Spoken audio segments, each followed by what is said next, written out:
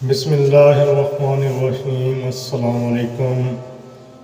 ایک بزم کے اندر علی رضی اللہ تعالی عنہ سے سوال ہوا، کون سے جانور بچے دیتے ہیں اور کون سے جانور انڈے دیتے ہیں؟ حضرت علی رضی اللہ تعالی عنہ نے جواب دیا کہ جن کے کان اندر ہیں وہ انڈے دیتے ہیں اور جن کے کان باہر ہیں وہ بچے دیتے ہیں۔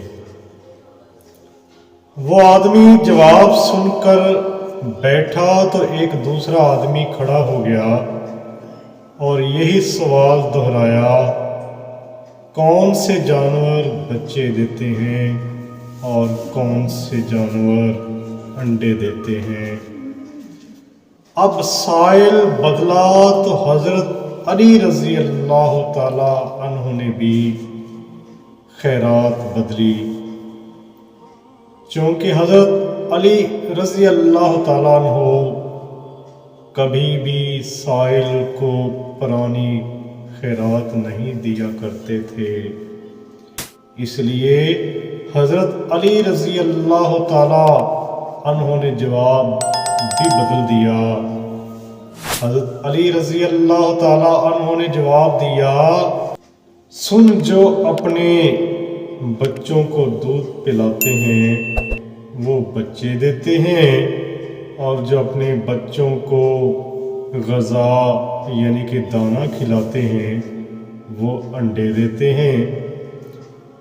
دوسرا آدمی جواب سن کر بیٹھا تو ایک تیسرا آدمی کھڑا ہو گیا اور یہی سوال دہرایا، کون سے جانور بچے دیتے ہیں اور کون سے جانور انڈے دیتے ہیں؟ حضرت علی رضی اللہ تعالی عنہ مسکرائے اور کہا، تیرے لیے بھی نیا جواب ہے۔ یعنی حضرت علی رضی اللہ تعالیٰ عنہ جن کو باب العلم کہا جاتا ہے، یعنی علم کا دروازہ کہا جاتا ہے، فرمایا کہ سن، جو اپنی غذا کو چبا کر کھاتے ہیں وہ بچے دیتے ہیں اور جو اپنی غذا کو صرف نگلتے ہیں یعنی چباتے نہیں ہیں وہ انڈے دیتے ہیں۔ مجمع پر حیرانی چھائی اور ہر کوئی خاموش ہو گیا۔ حضرت علی رضی اللہ تعالی عنہ نے فرمایا، خاموش کیوں ہو گئے ہو؟ اگر اب بھی کسی کی تسلی نہیں ہو رہی تو سوال کرو، میں ابو طالب کا بیٹا علی تمہیں ہر اس سوال کا جواب دوں گا جو تم اس بارے میں کرو گے۔